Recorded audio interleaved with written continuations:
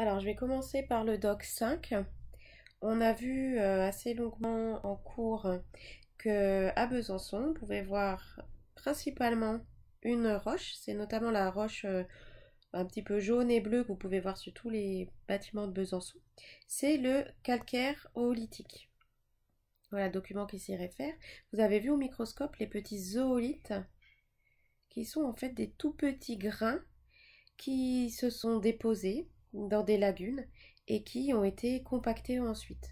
Donc pour bien voir ce que c'est que la sédimentation, avoir des petits rappels de collège, je rappelle que j'ai passé un petit extrait de C'est pas sorcier, le lien est dans le diaporama de cours.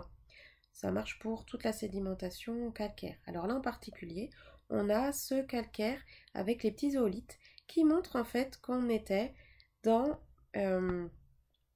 ce type de paysage au Jurassique, donc très en gros il y a 200 millions d'années, pour simplifier. Ce type de calcaire oolitique se dépose en effet, se forme à partir de sédiments qui se déposent dans ce type de paysage. Donc des eaux chaudes, un climat tropical, des eaux très peu profondes. Et ben voilà ce qu'il y avait il y a, à l'époque jurassique, à l'endroit de Besançon. Voilà comment en fait ces calcaires se sont formés. Alors, dans le document 1, il s'agit ici, on voit les couches de roches calcaires qui se forment avec les plus anciennes, comme montré ici, les plus anciennes au fond, les plus récentes par-dessus, c'est le principe de superposition, par précipitation chimique. Alors la précipitation chimique, elle est expliquée ici. Vous n'avez pas besoin de connaître, mais pour comprendre, c'est important de comprendre cette précipitation avec cette formule. En fait, ce sont les ions hydrogénocarbonate et Ca2+, calcium, qui précipitent ensemble et ça forme CaCO3, le calcaire. Toutes les roches calcaires se forment ainsi. On a un autre type de roche qui est visible à Besançon. À Besançon, il y a finalement, si on exagère un petit peu, il n'y a que ces deux types de roches-là. C'est un deuxième calcaire que vous avez donc dans le document 4.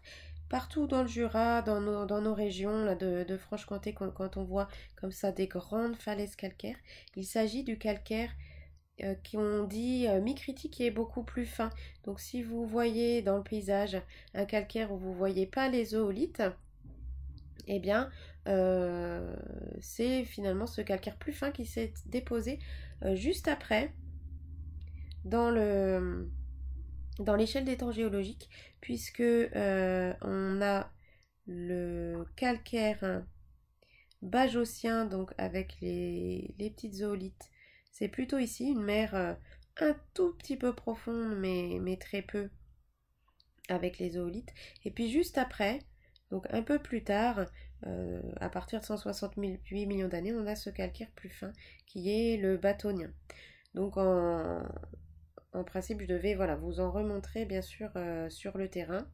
Ce qui est le plus important pour vous, du coup, vu qu'on n'a plus les échantillons, c'est de connaître un petit peu les époques où toutes ces roches se sont déposées, dans quel climat, dans quelles conditions, et puis bien comprendre qu'elles se sont déposées donc selon le principe de superposition, donc comme montré dans le document 2, donc de la plus ancienne en bas jusqu'à la plus récente en haut, comme on a déjà vu en classe.